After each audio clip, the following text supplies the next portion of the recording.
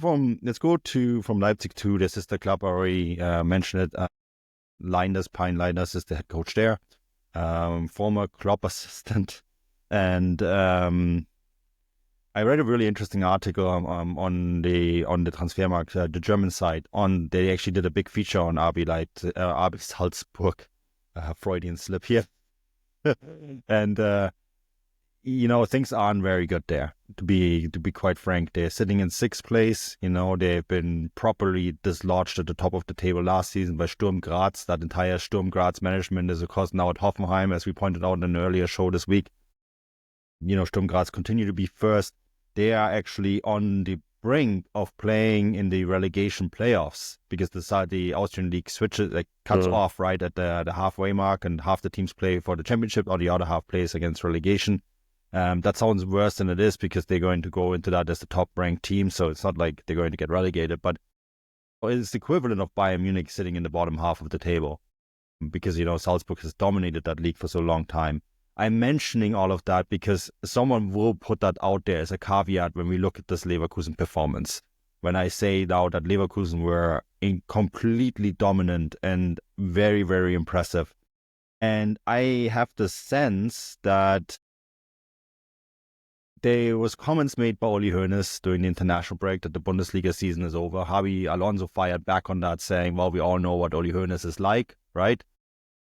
Granit Xhaka has since said, we're not giving up on the Bundesliga title. It's 9 points, Then they go down 2-0 against Heidenheim on the last match day in the Bundesliga. And, it's almost like you insert that Jordan meme where he says, well, we took that personally. Since they've gone down 2-0 to Heidenheim, they have scored 10 goals and have looked like they have pulled themselves. This performance against Salzburg was incredibly impressive. Florian Wirtz essentially was unleashed. He looked like the player he was last year. He's kind of come out of this little bit of, I don't want to say he was out of form, but he wasn't quite as dominant as he was at times. He was excellent in this game. Grimaldo scores a beautiful free kick to make it 2-0. Then Wirtz scores again. Then Patrick Schick pops up, and he's been really good as well, right? I mean, he looks like the player he was, 2 or 3 years ago, where he was really excellent. And then to put the cherry on top, Alex Cassier, the new signing who has been really heavily criticized by everyone, makes it 5-0. And it should have been 10. It should have been so many more goals. Leverkusen just never looked back. And that is, really good news for them because I feel like something happened during the international break and then something happened maybe when they went down 2-0 to Heidenheim. But they kind of look like they used to look like again, Stefan. Yeah, they did. You're absolutely right. They looked like the old Leverkusen. They looked like a team who knew how to press. They looked like a team who knew how to pass. They knew how to attack. As you said, Florian Wirtz looked back to his best. And I would hazard a guess that a lot of that just simply is down to the fact that they've got an informed striker in the box for the first time this season. I think we were sitting on the show after the Leverkusen game, which was the last, the Liverpool game, which was Leverkusen's last Champions League game. And I really did go to great lengths to kind of point out how disappointed I was in Victor Boniface that night. And I've been quite disappointed in him for much of the season. He's a player who, and there's a lot of players like this, so it's not, I hope this doesn't sound like I'm singling him out, but he's a player who I feel like if they're not 100% fit, they can look half fit. If they're 80%, 85%, 90% fit, the sharpness in their game, their ability to run, their ability to, take on defenders physically, but also in terms of speed, completely drops off. And that's what I saw from Victor Boniface for much of the season. And we were kind of saying last week that before the match day, actually, where obviously Schick did quite well for Leverkusen as well, was that injury to Boniface might actually be a kind of blessing in disguise for Xabi Alonso because it means he's forced to play Patrick Schick. The team are forced to play with him. At the end of the day, Patrick Schick is a very good player. I wrote quite extensively about him on the Gegenpress, so people can go look it up and look at, when he was in his prime before big injuries a couple of seasons ago. I think I drew comparisons to Robert Lewandowski. That's how highly I do rate him. When he's in form and fit, I think he's a really top-tier striker. And I think he's shown that over the course of the last couple of weeks because not only is he scoring really impressive penalty box goals, like he did tonight, but the movement, his link-up play, you can tell that Florian Wirtz just has his new kind of lease of life because he has his target man to play off of.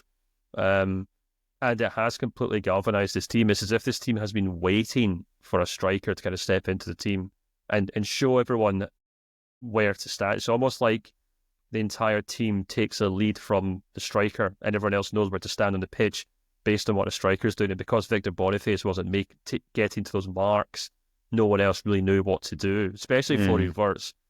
And it feels like with Patrick Schick back in that team, Manu, it feels like they've just... It feels like they're the same old team from last season all of a sudden. No, exactly. And I mean, we all have been waiting for Patrick Schick to be Patrick Schick again, right? It's been a while, and he's seen it at times last year. That